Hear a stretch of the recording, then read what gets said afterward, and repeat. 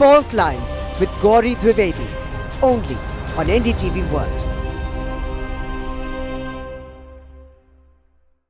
In today's interconnected world, India's voice is more crucial than ever.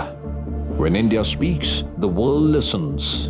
At NDTV World, we are that voice, bringing you intelligent and insightful news from India and beyond. From geopolitics and diplomacy to economic shifts, migrations, tech disruptions, and the stories of our diaspora. We cover the news that shapes our global future. NDTV World, your new home for global news, is here. From interesting tech startups to industry-leading companies, politics, sports, culture, curry, cricket. Oh, there's so much to talk about. Like me, if you too thrive on interesting conversations, this is a show you cannot miss. Watch this space to know more about all matters and all people that make Britain what it is today. Out of Britain, with me, Radhika Iyer.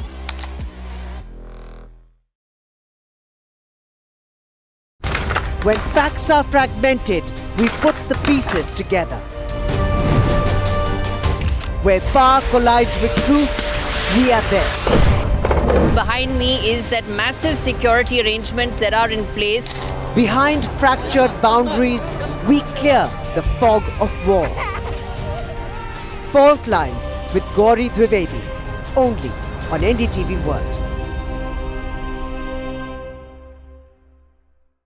In today's interconnected world, India's voice is more crucial than ever.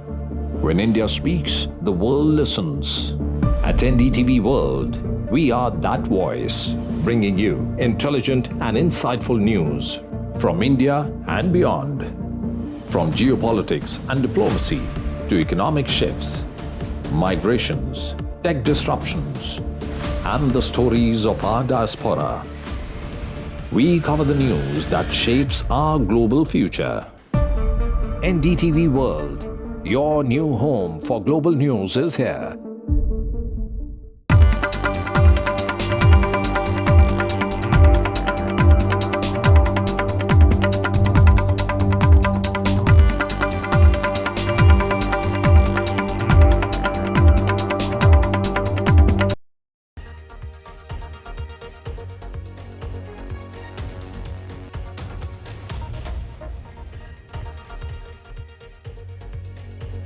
You are watching the world 24/7 on the NDTV network. I am Parmeshwar Bava, an action-packed bulletin lined up for you. Let's begin with the top stories you need to know. US President Donald Trump has announced that Israel has agreed to an updated proposal for a 60-day ceasefire in Gaza that would secure the release of some hostages.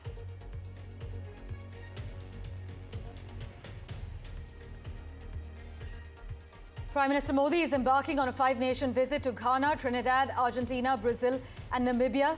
In the first leg of his visit, our Prime Minister will visit Ghana, which will be the first tour by an Indian Prime Minister in the last 3 decades.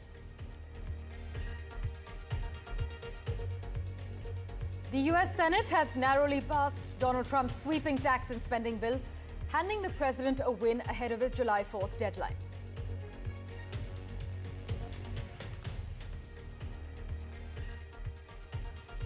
The US president has also reaffirmed that India-US will soon strike a trade deal with much less tariffs, allowing both countries to compete. Trump says it's going to be a different kind of deal.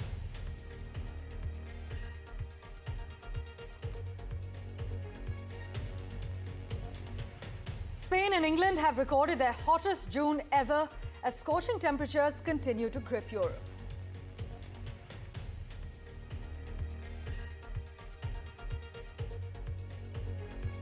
The feud between Donald Trump and his former advisor Elon Musk has reignited over Trump's mega bill that the Senate passed. The billionaire tech mogul renewed criticism of the massive fiscal package, saying he would start a new political party if it passes.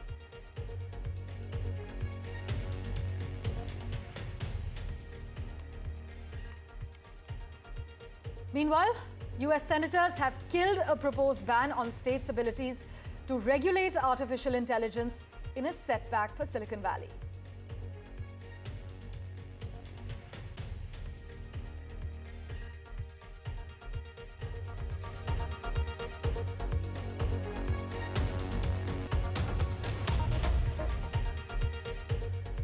A big focus, US President Donald Trump has announced that Israel has agreed to an updated proposal for a 60-day ceasefire in Gaza that would secure the release of some hostages. He in fact urged Hamas to accept the deal, warning on Truth Social that it will not get better, it will only get worse. This final proposal will be delivered by Qatar and Egypt, who have been working hard to broker peace, but I'll tell you why it matters. Fresh off brokering a ceasefire between Israel and Iran after 12 days of war, Trump is now pressing for a breakthrough in Gaza, where the war has dragged on for more than a year and a half. There's no indication yet that Hamas is prepared to accept the terms of this deal, but it also remains unclear whether the latest proposal addresses the core sticking points in the talks, which is Hamas's demand for a firm US commitment that a 60-day ceasefire will actually lead to a permanent end to this current war. In previous rounds, if you remember correctly, proposals were coordinated in advance by the United States, Qatar, and Israel, but ultimately fell short of Hamas's expectations. So the world is watching closely, hoping the ceasefire can bring much-needed peace and a pause to the violence. We have a reaction from Netanyahu ahead of his Washington trip. Listen in. אני צפוי לצאת בשבוע הבא לפגישות בארצות הברית עם נשיא ארצות הברית דונלד טראמפ, עם סגן הנשיא ונס, עם מזכיר המדינה והיועץ לביטחון לאומי מרקו רוביו, עם שר ההגנה פיט הקסט, עם נציג הנשיא למזרח התיכון סטיב ויטקוף, עם שר המסחר. יש לנו כמה דברים, כן, לוטניק, אבל יש לנו כמה דברים לסגור לפני כן כדי להגיע להסכם הסחר בנוסף לדברים אחרים. פגישות עם ראשי הקונגרס והסנאט ופגישות ביטחוניות שאני לא אפרט כאן. For an expert's view on the matter, let's go across to Arab and Middle East expert James Bowden, who joins us on NDTV. James, always a pleasure to have you on our show.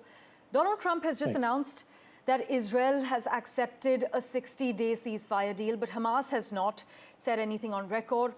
What's your current assessment of this deal's viability, and does it actually address the fundamental demands on both sides? Well, I think that you summarized it earlier really well. We have a very much Groundhog's movie type of situation. We've been here before with just minor variations on a theme. And Absolutely. We've watched as these prior ceasefire deals die a slow, agonizing death through the process of 1,000 different changes. So I remain very hesitant to believe that we are going to have an actual breakthrough right now. This is one of those kind of things where I just like to hold off until it actually happens because Absolutely it's so understandable. fragile. Well, James, then how significant is the fact that this proposal originated in Qatar and was accepted by Israel only after White House meetings? Does it reflect a shift in regional power dynamics or simply a momentary alignment of interests? I think it's more of the alignment of interest. Qatar and Egypt have been handling these negotiations from the very beginning, and yet we've actually seen elements in Qatar and in Egypt interfere. And so having the two parties continue to be a part of these negotiations actually makes me a little worried. And I think that we should be seeking new potential partners, maybe like the United Arab Emirates or maybe even the Saudis, because Egyptian intelligence actually undermined one of the prior ceasefire negotiations, I believe, last year. So I think that there needs to be a shift in who we are going to, and I think that the Emiratis have a much better track record of being aligned closer to United States priorities. Yes. In fact, Israeli officials have threatened to turn Gaza city and central camps to dust if these negotiations stall. So whether such rhetoric actually impacts the potential for diplomatic progress, that remains to be seen. But James, as always, thank you so much for making time for us and joining us on NDTV. Meanwhile, US President Donald Trump has said a major trade deal with India could be close, potentially slashing tariffs and opening doors for American companies. Speaking on board the Air Force One, Trump said India may finally lower barriers for US businesses, a move that could help avoid a sharp 27% tariff hike set for the 9th of July in another 7 days. India's Foreign Minister Dr. Jaishankar, now in the United States, confirmed talks are intense but added that both sides need to give and take. So for now, all eyes are on India and the July 9th deadline. Will the deal get done? We'll be watching very closely. Listen in to what the US President and Trade Secretary in the US had to say regarding the India-US trade deal. We're going to have a deal with India, possibly. And that's going to be a different kind of a deal. It's going to be a deal where we're able to go in and compete. Right now, India doesn't accept anybody in. I think India is going to do that. And if they do that, we're going to have a deal for much less tariffs. It looks like India is having their team stay longer in Washington till they say finish up this deal. What does the American side say? American side says the same thing, that we are very close with India. And Brian, I will tell you that the career staffers on these deals are saying that they can't believe what we're getting. People who have been at Treasury, at Commerce, at USTR for 20 years are saying that these are deals like they've never seen before. What Donald Trump has said, and he's repeatedly been extremely positive about the sentiment around this U.S.-India trade deal before July 9 as well. Not just the entire trade deal, but the interim trade deal that is being negotiated before July 9.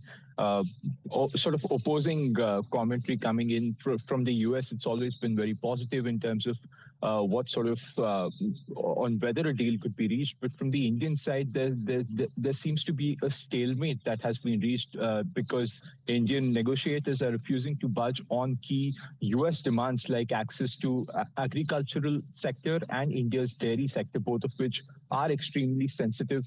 They tend to be very politically sensitive as well, given the fact that we are a very, very large agrarian economy, and a lot of small and medium farmers depend on those sectors for livelihood. So, for example, if American dairy enters India, they might be able to undercut the current prices that a lot of Indian farmers have set and the Indian government has set via its MSP program. So that is the number one sticking point. The other sticking point is that India wants further reassurance that there will be no additional duties once a deal is reached after after the first interim trade deal is reached under the bilateral trade agreement. That is the first, and that is another major point that there has to be as part of this interim trade deal.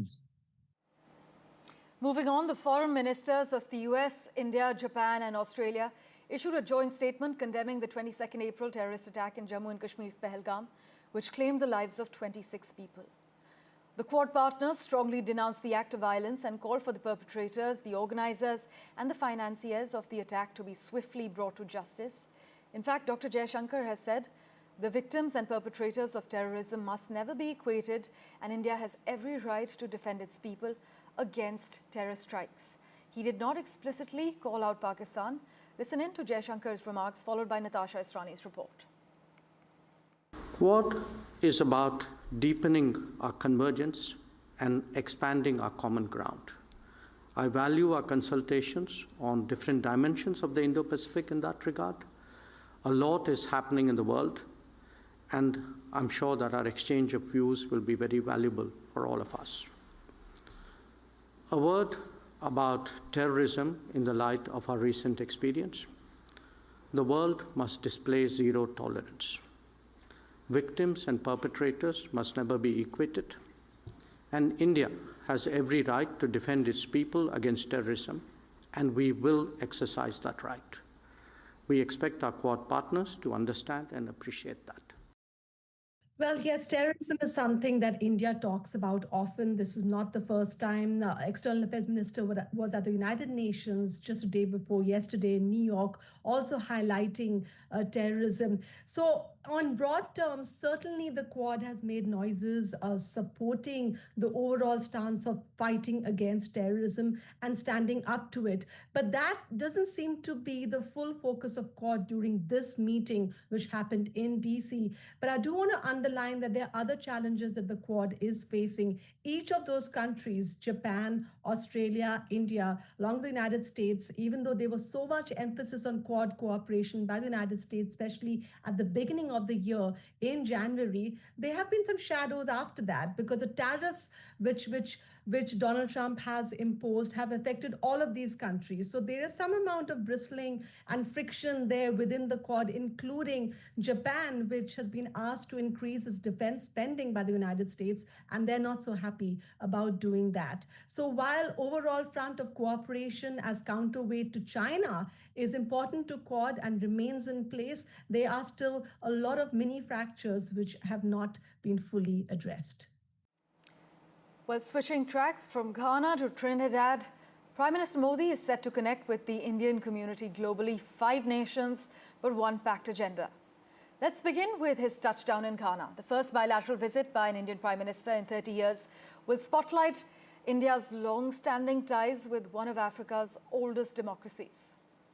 Prime Minister Modi will address the parliament in Ghana and interact with the Indian community there, which numbers over 15,000.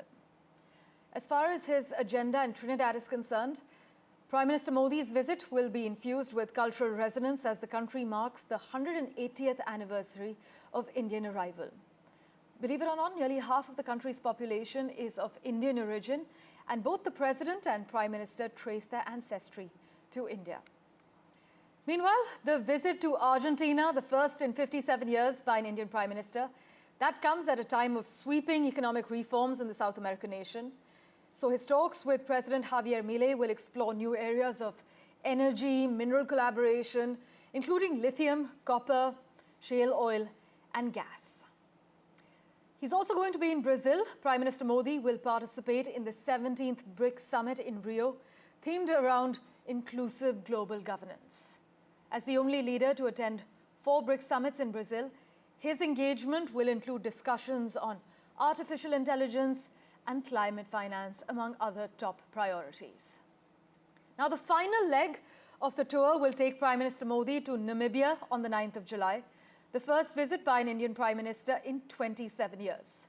The trip celebrates India's historic support for Namibia's freedom movement and also opens new pathways in areas like pharmaceuticals, UPI-based digital payments, critical minerals, and hydrocarbons. Meanwhile, at a time when Delhi is reaching out to leaders of the Global South and the BRICS grouping, Prime Minister Modi will be visiting these 5 nations in Africa and South America till the 9th of July. But the BRICS summit is being seen as the diplomatic centerpiece. During the summit, he will engage in discussions on key global issues, such as global governance reform, peace and security, strengthening multilateralism, responsible use of artificial intelligence, and financial cooperation. Prime Minister Modi is also expected to hold bilateral meetings on the sidelines of the BRICS summit in Brazil. And as India pushes to unite emerging economies, also expand its global footprint and deliver a firm message against terrorism, a declaration denouncing the Pahalgam terror attack is also on the table. Here's a report by Ridhima Kedia. It's Prime Minister Modi's longest diplomatic trip. 5 countries, 8 days, and a packed strategic agenda. India is looking to boost cooperation on critical minerals, defense, digital infrastructure, and clean energy. But all eyes are on BRICS 2025. India's top diplomatic priority is to ensure terrorism is called out in clear terms. The BRICS declaration is set to strongly condemn the Pahalgam terror attack, where 26 people, mostly tourists, were killed in Jammu and Kashmir. India responded with Operation Sindoor, targeting terror infrastructure across the border. At BRICS, India's messaging will go beyond security. Major outcomes are expected to include a framework for climate finance, collaboration on artificial intelligence, and a new health initiative aimed at reducing disparities and improving outcomes. India will also push for trade settlements in national currencies, a quiet shift already underway across the global south. Even as Chinese President Xi Jinping and Russia's Vladimir Putin skip the summit, Prime Minister Narendra Modi will be meeting Brazilian President Lula. Post-summit, Modi heads into bilateral meetings, particularly in Brazil, where defense and energy partnerships are on the menu. Brazil is eyeing India's Akash air defense systems and offshore patrol vessels, and discussions may extend to civil nuclear cooperation. The tour follows India's bold refusal to endorse a Shanghai Cooperation Organization joint statement that ignored the Pahalgam attack despite acknowledging incidents in Pakistan. That diplomatic brush-off set the tone for India's assertive stand at BRICS. For India, BRICS is about direction on terror, trade, technology, and trust among emerging powers. New Delhi is making sure its voice is heard and its red lines are respected. With Ridhima Kedia, Bureau Report, NDTV World. Slipping into a quick break, back in a moment with the latest for you.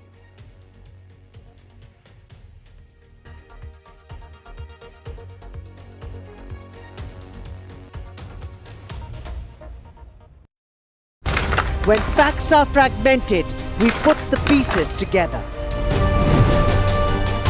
Where power collides with truth, we are there. Behind me is that massive security arrangements that are in place.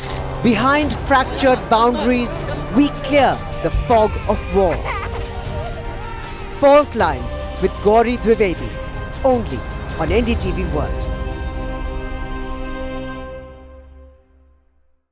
In today's interconnected world, India's voice is more crucial than ever. When India speaks, the world listens.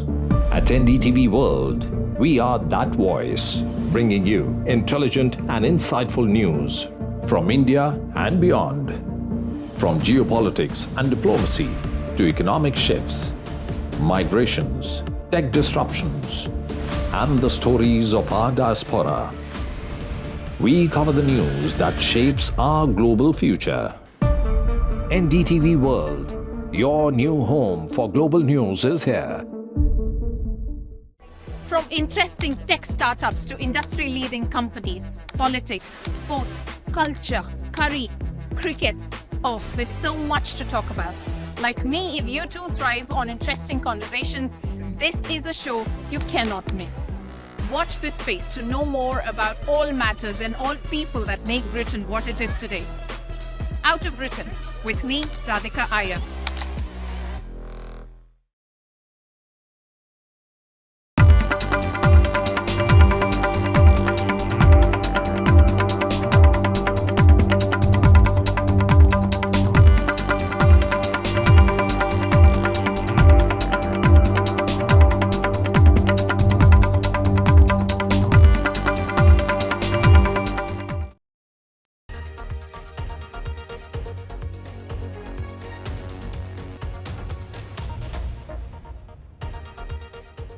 Welcome back. The US Senate has narrowly passed Donald Trump's flagship One Big Beautiful Bill, which is a sweeping tax and spending proposal with Vice President J.D. Vance casting the tie-breaking vote. The legislation, which makes Trump-era tax cuts permanent while slashing welfare programs, now heads back to the House. But the bill faces stiff resistance from Democrats, fiscal conservatives, even Trump's ally Elon Musk. We'll get into the details in just a bit on that front. But Musk has been threatening to launch a new party over it. With the self-imposed July 4th deadline looming, Trump's signature agenda remains on shaky ground. Just listen into the latest from Washington. The bill was passed just this afternoon by the Republican-controlled United States Senate. They were able to pass the bill with Vice President J.D. Vance casting the tie-breaking vote.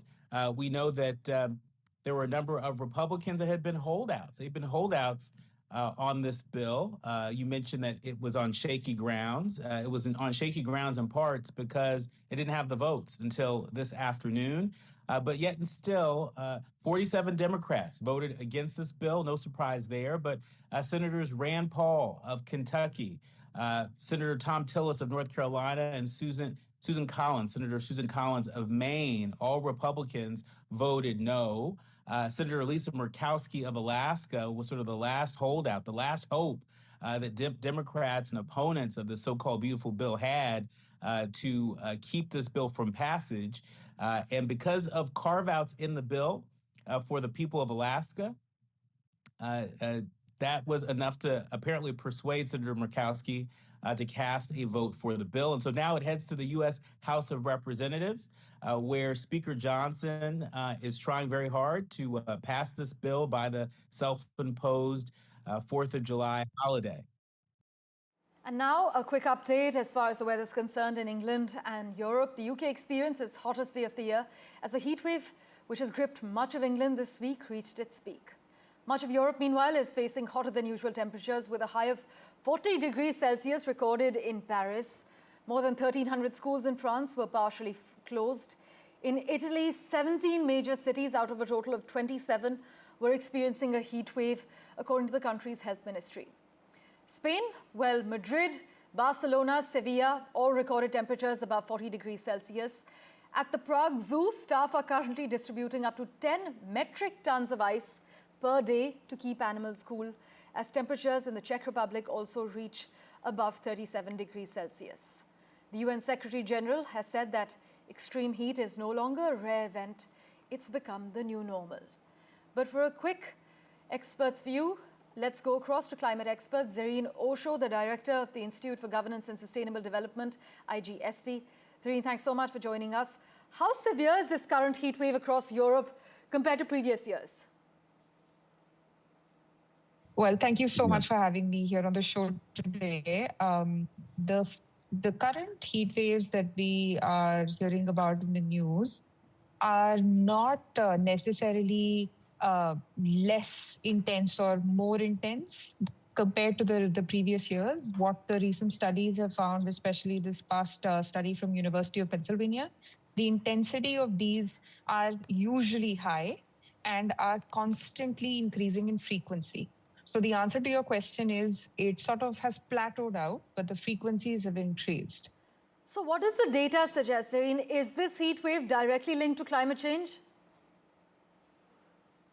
So the current heat waves that we are seeing in Europe, and there are 3 countries that are battered by the heat waves in Europe: Spain, Italy, and south of France. These are the 3 countries that are experiencing these extreme heat events due to something called as a heat dome that has been formed over the continent of Europe. And the heat dome is being contributed to through hot air coming in from northern Africa and coming in from eastern US. And what is the heat dome? A heat dome is essentially entrapped hot air over land, something like putting a lid on a boiling pot of water. And this is created due to climate change. There are several things that attribute to creation of a heat dome. And the most important thing to understand is jet streams in circulation. So you have the ocean and you have the land surface area. The land temperatures increase much faster than water does. And due to that temperature gradients, there is a change in the circulation of wind that gets trapped over the land masses. So when you have that hot air being trapped over the land, it creates these heat stress events. And that then further impacts circulation of wind. And as a result, circulation of global ocean waters. So cool waters don't actually get passed through the jet streams, which is why the heat gets concentrated. This is climate change, and there are many factors attributing it. So much for explaining it to us. We'll, of course, keep in touch with you regarding the inclement weather patterns. Meanwhile, NASA astronaut Anil Menon has been assigned his first mission to the International Space Station, serving as a flight engineer and Expedition 75 crew member. Menon will launch aboard the Roscosmos Soyuz MS-29 spacecraft in June 2026, and during his expedition, Menon will conduct scientific investigations and tech demonstrations to help prepare humans for future space missions and benefit humanity. And finally, an 80-year-old woman has become the oldest Indian woman to complete a tandem skydive. talk about having so much courage. Well, Dr. Shraddha Chauhan, mother of retired Brigadier Saurabh Singh Shekhawat, jumped from a height of 10,000 feet on her 80th birthday to make it to the record books. This is despite battling vertigo, despite cervical spondylitis and spinal disc issues. So this video of her jump will make you feel that anything is possible at any age. Courage has no age.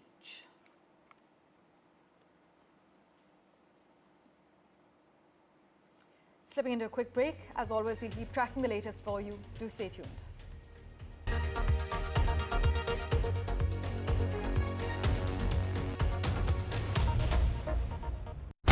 When facts are fragmented, we put the pieces together.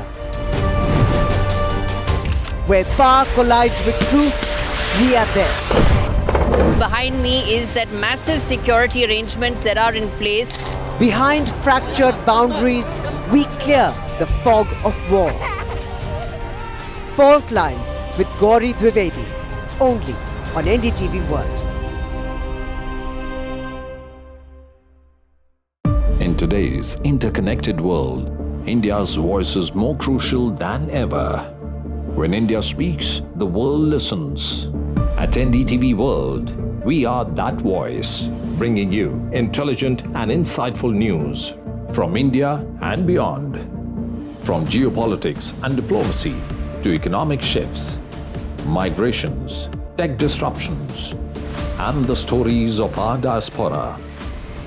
We cover the news that shapes our global future. NDTV World, your new home for global news is here. From interesting tech startups to industry-leading companies, politics, sports, culture, curry, cricket. Oh, there's so much to talk about. Like me, if you too thrive on interesting conversations, this is a show you cannot miss. Watch this space to know more about all matters and all people that make Britain what it is today. Out of Britain, with me, Radhika Iyer.